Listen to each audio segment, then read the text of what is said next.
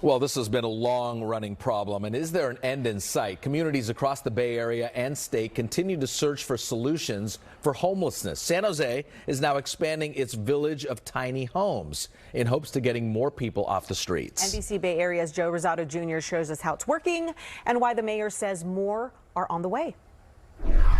My living situation before this was I was homeless. On a street not far from Santa Clara's Levi Stadium, I was into a lot of madness in prison, in and out of prison. Richard Robles and his wrong choices lived in a utility van.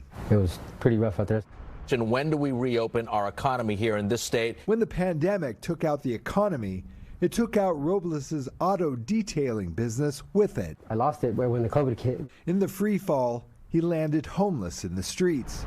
But a year after the rug was pulled from under him, Robles got a job at Goodwill, and now, most importantly, a roof over his head here. Well, you can see what I made of it, you know. What Robles made of it is a home in San Jose's Guadalupe Interim Housing Project, a village of 96 tiny homes aimed at getting people off the streets. This is more than a shelter. It's not a shelter. It's literally, this is the community here. We're all like family. This community is a rung on the ladder of personal restoration. It's part of a new wave of tiny home colonies where people can find temporary shelter and connection to services like counseling and job placement. This is a low barrier to entry. We're not asking for sobriety. We're not asking for someone to get rid of their pet. We're saying come indoors and we will work with you to get you there.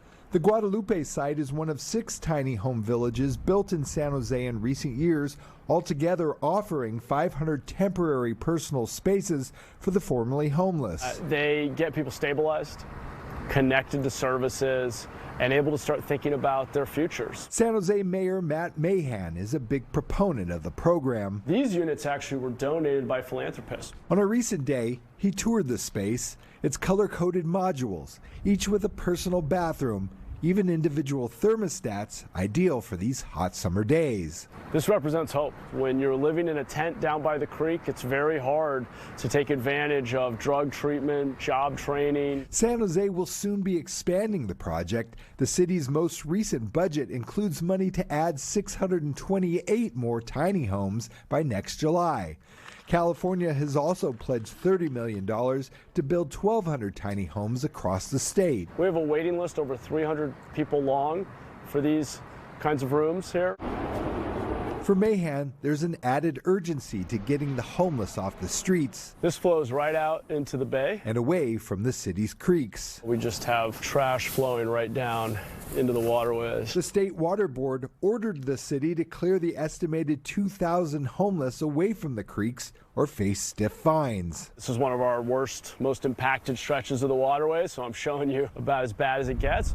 In the wealthiest place on earth, we ought to be able to create at least basic dignified shelter for everybody who's out here. Which is one reason why Mahan and others see the big upside to tiny homes, where 1/3 of the residents have gone on to permanent housing. The data show that they are here for about 6 to 7 months, really building up their, for example, resumes or building up their income to really be able to take on the next chapter of their life. And here in his room, Robles is ready for his next chapter. The staff paid for his supplies to restart his auto detailing business. I mean, I'm on my feet, but I'm like more confident in myself now. Rosato Jr. Yeah, I found peace out here. NBC Bay Area News.